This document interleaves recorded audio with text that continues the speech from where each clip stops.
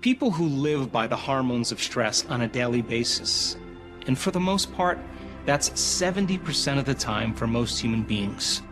And when you're living in stress, you're living in survival.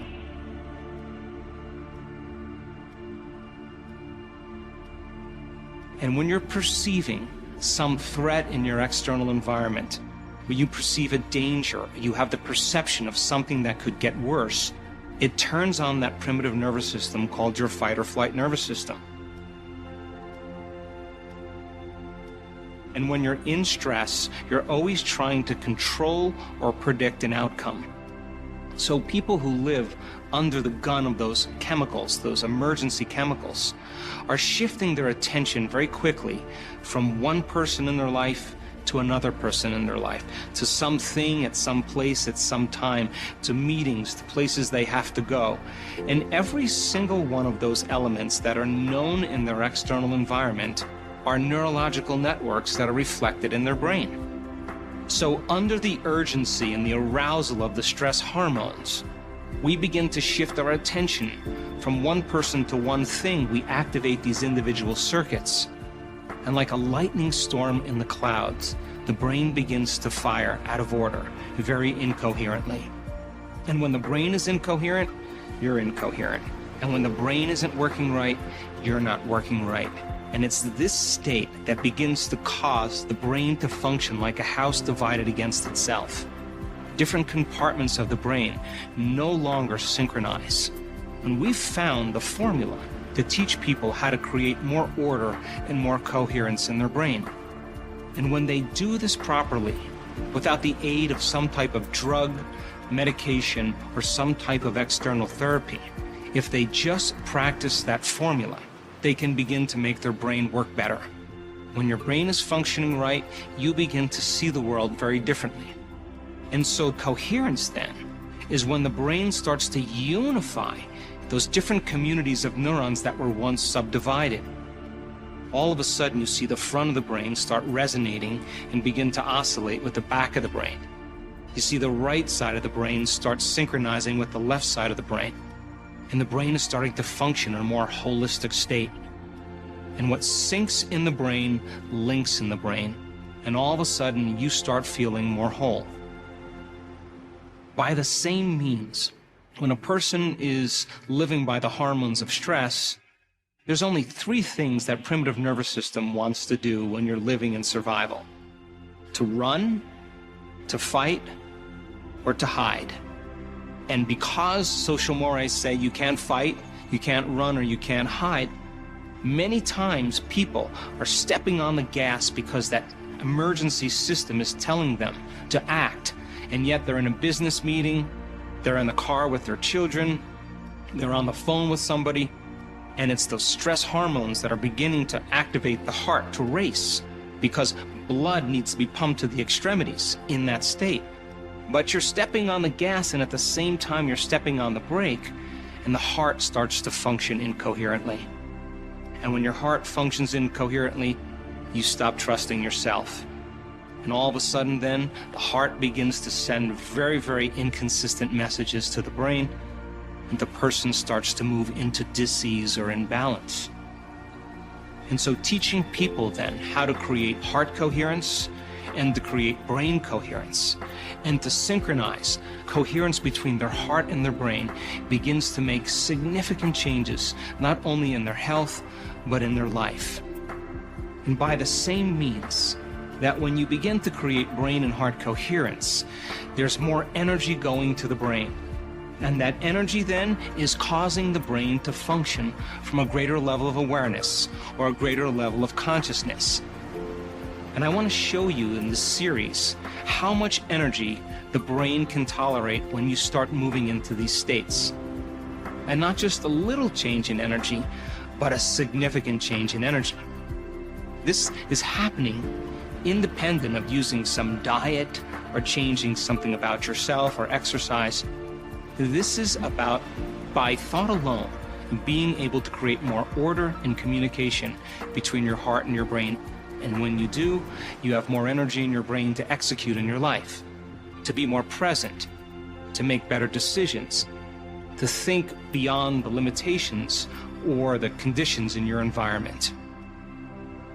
In order for people to truly begin to make significant changes in their life, they have to get beyond the memory of themselves. Now let's talk about that. Your personality creates your personal reality. And your personality is made up of how you think, how you act, and how you feel. So the present personality called you, who's watching this show, has created the present personal reality called your life. Which means if you wanted to create a new personal reality or a new life, you would have to change your personality. And as you begin to think about how you've been thinking, notice how you've been acting, and you begin to pay attention to how you've been feeling, the act of observing those states of mind and body begins to disconnect from everything known in your life. So if you wanted to create something new in your life, you would have to get beyond your present identity or personality. And when you begin to apply this formula, you'll begin to see significant changes, not only within you, but in the world around you. And so we've done extensive research to show that people can do this in a very short amount of time.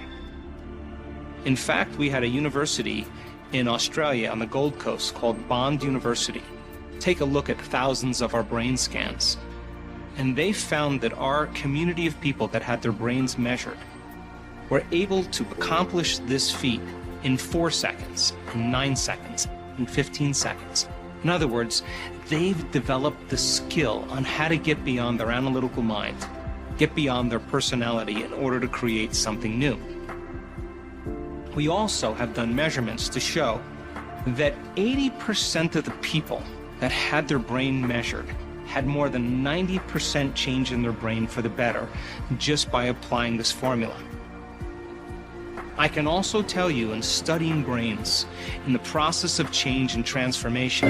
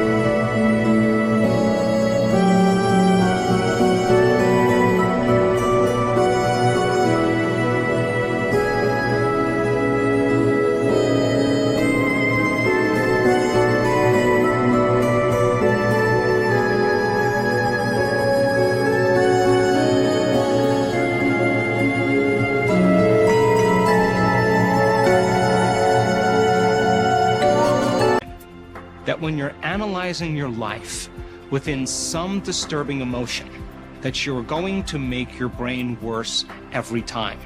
Now think about this. Emotions are a record of the past. They are the end product of past experiences. And if you're living your life from some familiar emotion, and that emotion typically is driven by the hormones of stress, as long as you're thinking within that emotion, we could say then you are thinking in the past. That the solution to your problems is not thinking within that emotion. It's getting beyond yourself and beginning to get beyond the emotion. And when you do, you get beyond your past. And now you're no longer viewing your future or yourself through the lens of the past. The side effect of that is that you begin to see possibilities that you never saw before. So then, teaching people how to get beyond themselves and teaching them how to cease the normal analytical processes of how we begin to change and teach them another way to do it begins to produce significant and measurable changes in their life. In other words, it takes a long time for you as a personality to change your personality. It takes a long time for the ego to change the ego. It takes a long time for some subconscious program or some habit to change some habit. But the formula that we teach people on how to get beyond themselves allows them to become so conscious that they're no longer immersed in the personality. They're somebody else. And that is the first step to change.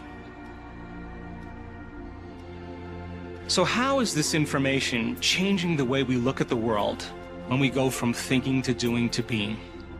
I can stand here and tell you that when people begin to learn the proper information, and when you combine a little quantum physics with a little neuroscience, with a little psychoneuroimmunology, with a little bit of epigenetics, all of those sciences point the finger at possibility. So as people begin to learn information, and they can explain that information to someone, they're beginning to install the neurological hardware in their brain in preparation for an experience. They're making their brain fire in new sequences, in new patterns, and new combinations. And whenever you make your brain work differently, you're changing your mind. And the more that they understand what they're doing and why they're doing it, the how gets easier. And the antithesis is also true too. If you can explain that information, it's not wired in your brain. So the purpose of the explanation process then, as we add new stitches into the three-dimensional tapestry of our gray matter,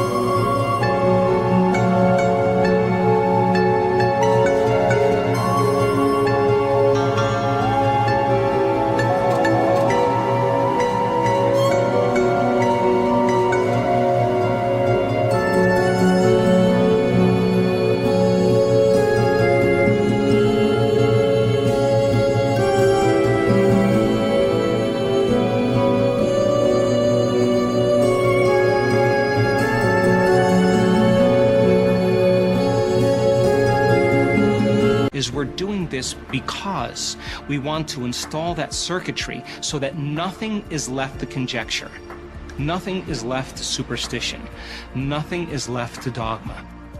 That when people understand exactly what they're doing and why, and they assign more meaning to it, they put more intention behind it, and they get greater outcomes.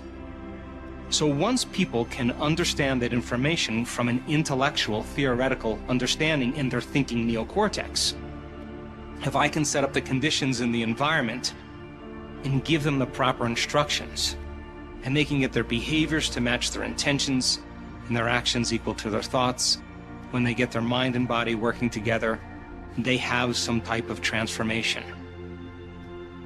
So what's the side effect of this process? We're seeing common people around the world doing the uncommon, in a sense, becoming supernatural.